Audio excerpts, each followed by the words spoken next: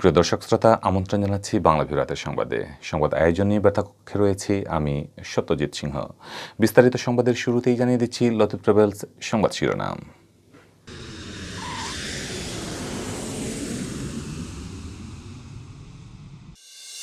সিলেটে ৩ আসনের উপনির্বাচন স্থগিত চেয়ে সিইসিকে ৫ আইনজীবীর নোটিশ। লকডাউনের মধ্যে নির্বাচন স্থগিত করা না হলে পরবর্তী আইনি পদক্ষেপ নেওয়ার ঘোষণা। সিলেটে একদিনে করোনায় ১০ জনের প্রাণহানি, আগের দিনের তুলনায় গেল ২৪ ঘন্টায় মৃত্যু। আক্রান্ত শনাক্ত ও সুস্থতার গ্রাফ ঊর্ধ্বমুখী। সপ্তাহের প্রথম কর্মদিবসে সিলেটে কঠোর ছিল পুলিশ, রাস্তায় যান ও জনচলাচলে ছিল কড়াকড়ি। করোনায় সিলেটের আঞ্চলিক নির্বাচন কর্মকর্তা মোহাম্মদ ইসরাইল হোসেনের মৃত্যু। দেশে একদিনে করোনায় আরও ২২৮ জনের মৃত্যু, নতুন আক্রান্ত শনাক্ত ১১ সহস্রাধিক। স্পেন আওয়ামী লীগের উদ্যোগে ঈদ পুনর্মিলনের আয়োজন, দলকে শক্তিশালী করতে নতুন সদস্য সংগ্রহে নেতাকর্মীদের কাজ করার আহ্বান। দেখছিলেন লতিফ ট্রাভেলস সংবাদ শিরোনাম। এবারে বিস্তারিত। করোনা ভাইরাসের প্রকোপ রোধে চলমান কঠোর বিধিনিষেধের মধ্যে সিলেটে ৩ আসনের উপনির্বাচন স্থগিত চেয়ে লিগ্যাল নোটিশ পাঠিয়েছেন ৫ আইনজীবী। রোববার প্রধান নির্বাচন কমিশনার KM নুরুল হুদাকে সুপ্রিম কোর্টের ৫ আইনজীবীর পক্ষে নোটিশটি পাঠান আইনজীবী শিশির মনির। আগামী ২৮ জুলাই এই উপনির্বাচন অনুষ্ঠিত হওয়ার কথা রয়েছে। শনিবার প্রধান উপনির্বাচন কমিশনার বলেন, সাংবিধানিক বাধ্যবাধকতার কারণে চলমান লকডাউনেও নির্বাচন স্থগিত রাখা সম্ভব নয়। সংবিধানের সংশ্লিষ্ট অনুচ্ছেদ উল্লেখ করে লিগ্যাল নোটিশে বলা হয়, কার্যত সংবিধানের ১২৩ এর দফা ও ৪ শর্তানুসারে সিলেটে উপনির্বাচন অনুষ্ঠানের সময়সীমা ২০২১ সালের সেপ্টেম্বর মাসের ৭ তারিখ পর্যন্ত। তাই ২৮ জুলাই অনুষ্ঠিতব্য নির্বাচন স্থগিত করা যাবে না, এই বক্তব্য আইনের সঠিক ব্যাখ্যা নয়। নোটিশে বলা হয়, বাংলাদেশ নির্বাচন কমিশনের উচিত চলমান করোনা ভাইরাসের সংক্রমণ বৃদ্ধি বিবেচনায় নিয়ে লকডাউনের সময়ে নির্বাচন না করা এবং ৭ সেপ্টেম্বরের মধ্যে অন্য যে কোনো দিন ভোট গ্রহণের দিন নির্ধারণ করা। এই আসনে ভোটার রয়েছেন ৩,৫২,০০০। ২৮ জুলাই নির্বাচন অনুষ্ঠানের বাধ্যবাধকতা না থাকায় ভোট গ্রহণ স্থগিতের অনুরোধ জানাচ্ছি, অন্যথায় এই বিষয়ে পরবর্তী আইনি পদক্ষেপ নেওয়া হবে বলে নোটিশে উল্লেখ করা হয়। নোটিশ পাঠানো আইনজীবীরা হলেন মোহাম্মদ মুজাহিদুল ইসলাম, আল রেজা মোহাম্মদ আমির, মোহাম্মদ জুবাইদুর রহমান, মোহাম্মদ জহিরুল ইসলাম ও মুস্তাফিজুর রহমান।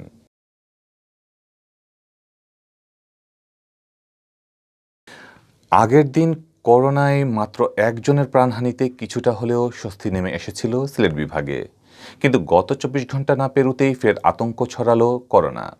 গেল ২৪ ঘন্টায় সিলেট বিভাগে করোনায় মারা গেছেন আরও ১০ জন, যাদের ৬ জনই সিলেট জেলার বাসিন্দা। একই সময়ে নমুনা পরীক্ষার করোনায় আক্রান্ত শনাক্ত হয়েছেন ৪৪০ জন, আর হাসপাতাল ও বাসায় চিকিৎসা নিয়ে সুস্থ হয়েছেন ৪৭৩ জন। স্বাস্থ্য অধিদপ্তরের দেয়া তথ্য অনুযায়ী গেল ২৪ ঘন্টায় সিলেট বিভাগে করোনায় মৃত্যু, আক্রান্ত শনাক্ত ও সুস্থতার ৩ সূচকই ছিল ঊর্ধ্বমুখী। স্বাস্থ্য অধিদপ্তর জানায়, গেল ২৪ ঘন্টায় সিলেটের ৪টি ল্যাবে ১,২২৩টি নমুনা পরীক্ষা করা হয়। এর মধ্যে আক্রান্ত শনাক্ত হন ৪৪০ জন। নমুনা পরীক্ষা বিবেচনায় শনাক্তের হার ৩৫.৯৮%। আগের দিন শনাক্তের হার ছিল ৩৪.৭৯%। গেল ২৪ ঘন্টায় নমুনা পরীক্ষায় শনাক্তের হার সবচেয়ে বেশি ছিল হবিগঞ্জে। এই জেলার ১২০ জনের নমুনা পরীক্ষা করে আক্রান্ত শনাক্ত হন ৬৩ জন। শনাক্তের হার ছিল ৫২.৫০%। এছাড়া সিলেটের ৭৮০টি নমুনা পরীক্ষা করে ২৬৬ জন, সুনামগঞ্জের ২২১টি নমুনা পরীক্ষায় ৭৮ জন ও মৌলভীবাজারের ১০২টি নমুনা পরীক্ষায় ৩৩ জনের করোনা পজিটিভ শনাক্ত হয়। এছাড়াও ওসমানী মেডিকেল কলেজ হাসপাতালে চিকিৎসাধীন আরও ২৩ জনের শরীরে করোনা ভাইরাসের উপস্থিতি শনাক্ত হয়। আক্রান্ত শনাক্তের হার ছিল সিলেটে ৩৪.১০%, সুনামগঞ্জে ৩৫.২৯% ও মৌলভীবাজারে ৩২.৩৫%। নতুন এই ৪৪০ জন সহ সিলেট বিভাগে করোনা প্রমাণিত রোগীর সংখ্যা দাঁড়িয়েছে ৩৫,৬৪৬ জনে। এর মধ্যে সিলেটের ১৯,৯৫০ জন, সুনামগঞ্জের ৩,৯৭৯ জন, হবিগঞ্জের ৪,০৮১ ও মৌলভীবাজারের ৪,৭১৪ জন রয়েছেন।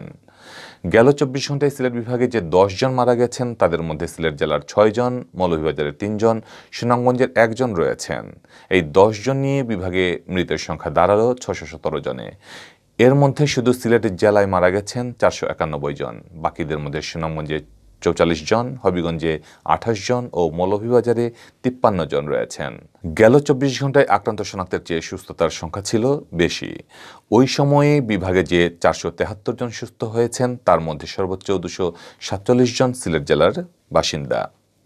বাকিদের মধ্যে মৌলভীবাজারের 98 জন, সুনামগঞ্জের 91 জন ও হবিগঞ্জের 29 জন রয়েছেন।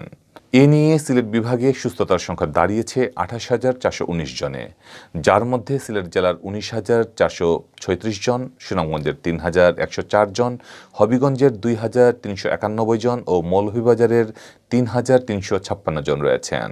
এছাড়া গেল 24 ঘন্টায় সিলেট বিভাগে বিভিন্ন হাসপাতালে কোভিড আক্রান্ত হয়ে ভর্তি হয়েছেন 51 জন, আর সব মিলিয়ে বর্তমানে হাসপাতালে চিকিৎসাধীন আছেন 385 জন। সপ্তাহের প্রথম কর্মদিবস ছিল রোববার, আর ঈদ পরবর্তী কঠোর লকডাউনের তৃতীয় দিন। আগের 2 দিন সিলেটে লকডাউন বাস্তবায়নে আইন শৃঙ্খলা রক্ষাকারী বাহিনী মাঠে বেশ কঠোরই ছিল। প্রশাসনের কঠোরতায় প্রয়োজন ছাড়া খুব বেশি মানুষ বের হননি রাস্তায়, কিন্তু সপ্তাহের প্রথম কর্মদিবস রোববারে রাস্তায় যানবাহন চলাচল ও জনসমাগম বেশি হবে এমনটাই ভেবেছিলেন সবাই। কিন্তু সড়কের মোড়ে মোড়ে পুলিশের কঠোর অবস্থান ও তল্লাশির কারণে রোববারও সিলেটের রাজপথে ছিল অনেকটা যান ও জনশূন্য। সকাল থেকে নগরীর 46টি চেকপোস্টে অবস্থান নেয় পুলিশ। এছাড়া নগরীর প্রবেশদ্বার কুমারগাঁও তেমুখী, বিমানবন্দর সড়ক, আব্দুস সামাদ আজাদ চত্বর চণ্ডীপুল, হুমায়ুন রশিদ চত্বর ও টিলাগড় এলাকায়ও চেকপোস্ট বসানো হয়। চেকপোস্টগুলোতে পুলিশ রিকশা, মোটরসাইকেল ও অন্যান্য যানবাহন আটকে যাত্রীদের বাইরে বের হওয়ার কারণ জানতে চায়। সদুত্তর না পেলে ফিরিয়ে দিয়েছেন সংশ্লিষ্ট যাত্রীদের। এছাড়া যেসব যানবাহনের কাগজপত্র সাথে ছিল না তাদের বিরুদ্ধে মামলা দিয়েছে পুলিশ। পুলিশ ছাড়াও মাঠের র্যাব ও সেনাবাহিনী লকডাউন বাস্তবায়নে কাজ করেছে। এছাড়া জেলা প্রশাসন ও সিটি কর্পোরেশনের নির্বাহী ম্যাজিস্ট্রেটদের নেতৃত্বে ভ্রাম্যমাণ আদালত পরিচালনা করা হয়। লকডাউন অমান্য করে দোকানপাট খোলা রাখা, প্রয়োজন ছাড়া বাইরে বের হওয়া ও স্বাস্থ্যবিধি লঙ্ঘনের বিরুদ্ধে ভ্রাম্যমাণ আদালত পরিচালনা করে জরিমানা করেন নির্বাহী ম্যাজিস্ট্রেটরা। এদিকে সকাল থেকে নিত্য প্রয়োজনীয় পণ্যের দোকান ও জরুরি সেবার সাথে সংশ্লিষ্ট প্রতিষ্ঠান ছাড়া সব ধরনের ব্যবসা প্রতিষ্ঠান ও অফিস বন্ধ ছিল। সীমিত পরিসরে ব্যাংকিং কার্যক্রম চলে। নগরের সবকটি শপিং মল লকডাউনের নির্দেশনা মেনে বন্ধ রাখেন সংশ্লিষ্টরা। করোনায় মৃত্যুবরণ করেছেন সিলেটের আঞ্চলিক নির্বাচন কর্মকর্তা মোহাম্মদ ইসরাইল হোসেন। রোববার বিকেলে 2:45টার দিকে তিনি চিকিৎসাধীন অবস্থায় ঢাকার একটি হাসপাতালে ইন্তেকাল করেন। ইন্না লিল্লাহি ওয়া ইন্না ইলাইহি রাজিউন। ইসরাইল হোসেন সিলেটের 3 আসনের উপনির্বাচনের রিটার্নিং কর্মকর্তা ছিলেন। তিনি করোনা আক্রান্ত হয়ে পড়লে গেল 3 জুলাই তার স্থলে সিলেটের জেলা প্রশাসক কাজী এমদাদুল ইসলামকে রিটার্নিং কর্মকর্তার দায়িত্ব দেওয়া হয়। করোনা আক্রান্ত হওয়ার পর শারীরিক অবস্থার অবনতি হলে আঞ্চলিক নির্বাচন কর্মকর্তা ইসরাইল হোসেনকে ঢাকায় স্থানান্তর করা হয়। সারা দেশে গেল 24 ঘন্টায় করোনা ভাইরাসে আক্রান্ত হয়ে 228 জনের মৃত্যু হয়েছে। এ নিয়ে দেশে মোট মৃতের সংখ্যা বেড়ে দাঁড়িয়েছে 19,274 জনে। এ সময় নতুন করে শনাক্ত হয়েছেন 11,291 জন। এতে মোট শনাক্তের সংখ্যা বেড়ে দাঁড়ালো 11,64,635 জনে। রোববার স্বাস্থ্য অধিদপ্তর থেকে পাঠানো করোনা বিষয়ক নিয়মিত সংবাদ বিজ্ঞপ্তিতে এসব তথ্য জানানো হয়েছে। স্বাস্থ্য অধিদপ্তরের বিজ্ঞপ্তিতে বলা হয়েছে, গেল 24 ঘন্টায় করোনা থেকে সুস্থ হয়েছেন 10,584 জন, আর এ পর্যন্ত মোট সুস্থ হয়েছেন 9,98,923 জন। 24 ঘন্টায় নমুনা সংগ্রহ করা হয়েছে 37,972 জনের। পরীক্ষা করা হয়েছে 37,587টি নমুনা। নমুনা পরীক্ষার তুলনায় শনাক্তের হার 30.04%। দেশে এ পর্যন্ত মোট নমুনা পরীক্ষা করা হয়েছে 74,55,287টি। মোট পরীক্ষার তুলনায় শনাক্তের হার 15.62%। গত 24 ঘন্টায় মারা যাওয়াদের মধ্যে ঢাকা বিভাগেরই 69 জন। এছাড়া খুলনায় 50, চট্টগ্রামে 40, রাজশাহীতে 21, বরিশালে 6, সিলেটে 11, রংপুরে 16 ও ময়মনসিংহে 15 জন মারা গেছেন। গত 24 ঘন্টায় মারা যাওয়াদের মধ্যে 125 জন পুরুষ এবং 103 জন নারী। এদের মধ্যে 14 জন বাসায় মারা গেছেন, বাকিরা হাসপাতালে মারা গেছেন। এ পর্যন্ত ভাইরাসটিতে মোট মারা যাওয়াদের মধ্যে পুরুষ 13,199 জন এবং নারী 6,075 জন।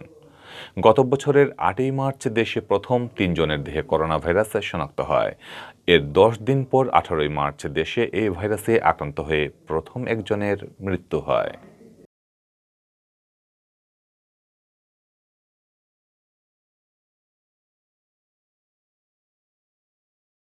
ঈদ আনন্দ উপভোগ করতে স্পেনের মাদ্রিদে প্রবাসী নেতাকর্মীদের নিয়ে ঈদ পুনর্মিলনী আয়োজন করেছে তৃণমূল নেতাকর্মীদের নিয়ে গঠিত বাংলাদেশ আওয়ামী লীগ স্পেন শাখা। 21 জুলাই মাদ্রিদের লাভাপিয়াসের স্থানীয় একটি রেস্তোরাঁয় এই অনুষ্ঠানের আয়োজন করা হয়। প্রবাসী বাংলাদেশিদের মধ্যে সৌহার্দ্য, ভ্রাতৃত্ব ও ঈদ আনন্দ ছড়িয়ে দিতে স্পেন আওয়ামী লীগের সভাপতি মোহাম্মদ দুলাল সাফার সভাপতিত্বে আয়োজিত এই অনুষ্ঠানে প্রধান অতিথি ছিলেন স্পেন আওয়ামী লীগের প্রধান উপদেষ্টা AKM জহিরুল ইসলাম। সংগঠনের সাধারণ সম্পাদক HM দবির তালুকদারের সঞ্চালনায় ঈদ পুনর্মিলনী অনুষ্ঠানে বক্তব্য রাখেন সংগঠনের সিনিয়র সহসভাপতি আব্দুল কাদের ঢালী, ফৈজুর রহমান, সৈয়দ মনির হোসেন, লালু চৌধুরী, আহমেদ আসাদুর রহমান সাদ, দুলাল সরকার ও শফিকুল ইসলাম।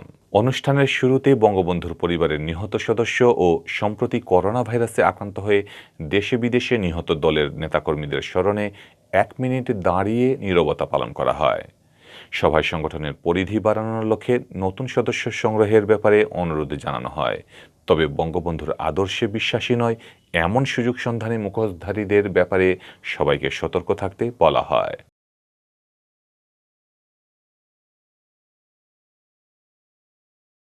এতক্ষণ দেখছিলেন বাংলাভিউ রাতের সংবাদ। কিছুক্ষণ পর শুনুন সিলেটের আঞ্চলিক ভাষায় রাতের সংবাদ। দেখার আমন্ত্রণ জানিয়ে বিদায় নিচ্ছি। সাথে থাকার জন্য ধন্যবাদ।